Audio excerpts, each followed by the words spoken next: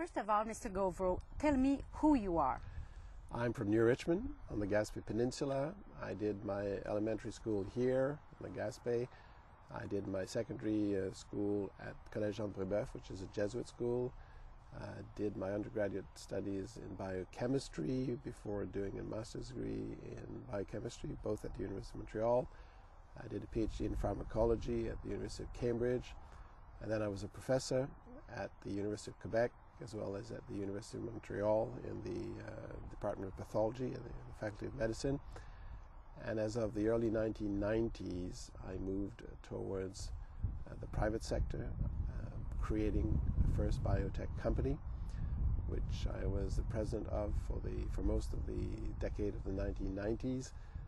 And in the last 10 years, I've become a specialist of technology transfer, i.e. taking discoveries, new inventions, technological ones in the life sciences, in nanotechnology, from the bench to the company. So helping the promoters, the scientists, to develop their company with their own products. Dr. Gauvreau, you did both science and business. How did you come to politics?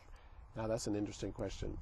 I have, over the last 2 or 3 years, become very interested in commercialization of science, and specifically of the topic of how do you fund pre-commercialization. So let me explain. You have scientists, whether they're in universities or public research centers or companies, they invent products, they come up with discoveries or original ideas, and then you have investors.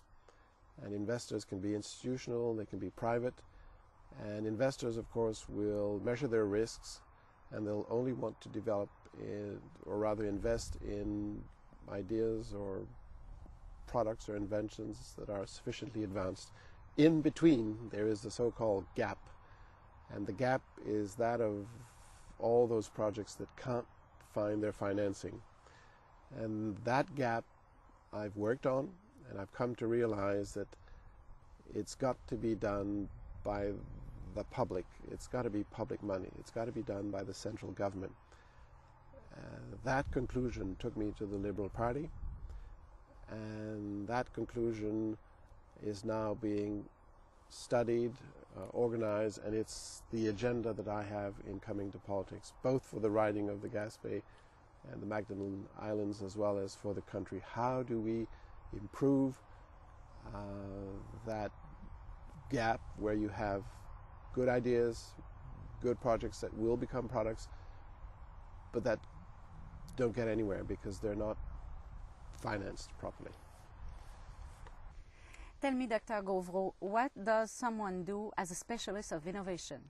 Yes, listen, let's first define innovation. So innovation can be technological, inventions, engineering, life sciences, new instruments, but it can also be ideas that apply to management or apply to tourism. So although this may sound a little banal, what one has to do is to build a case, to formalize the story around an invention to get it financed.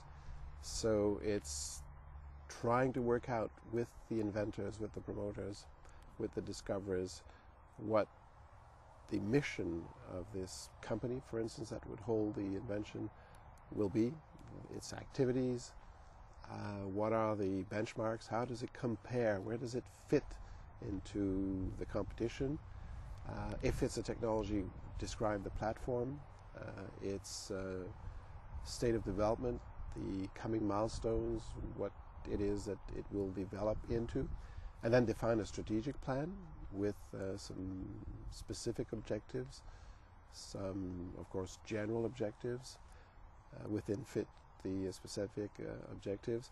Then you need to compare it so as to define its competitive advantages. Of course, you need to work out the budgets, and they need to make sense.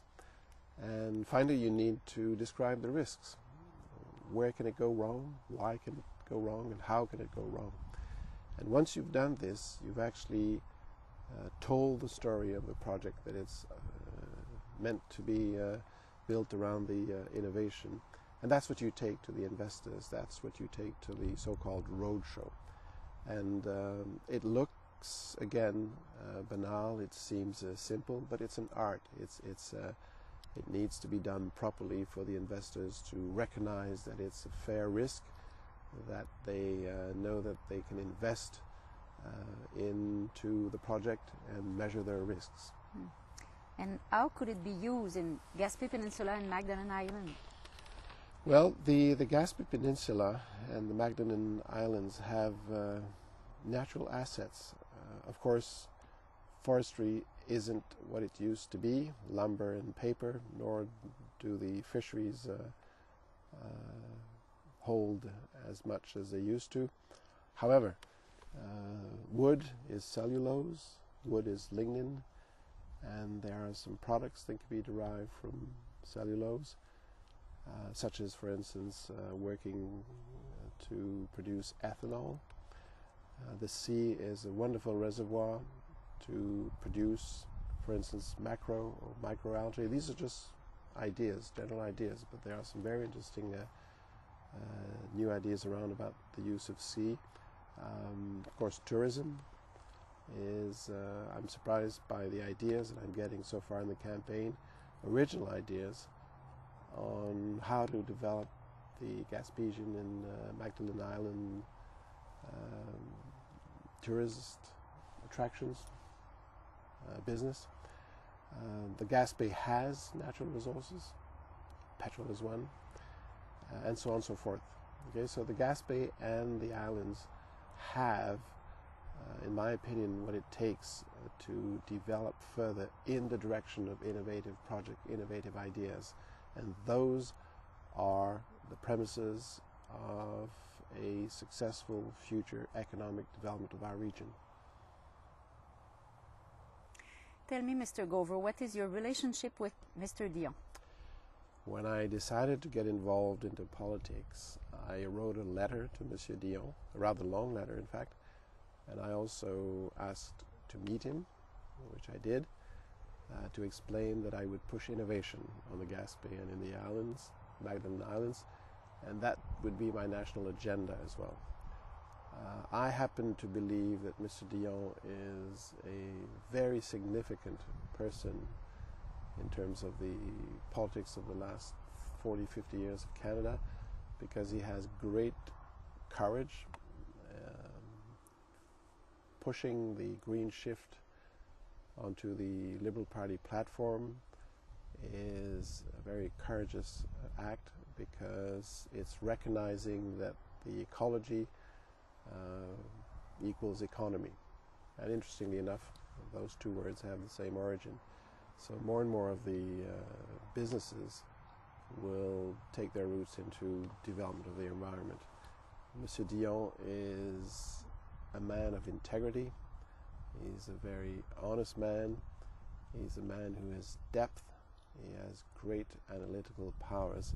And I happen to believe that he's the man of our times, and he's the man who's going to give the right direction to this country for the next decades.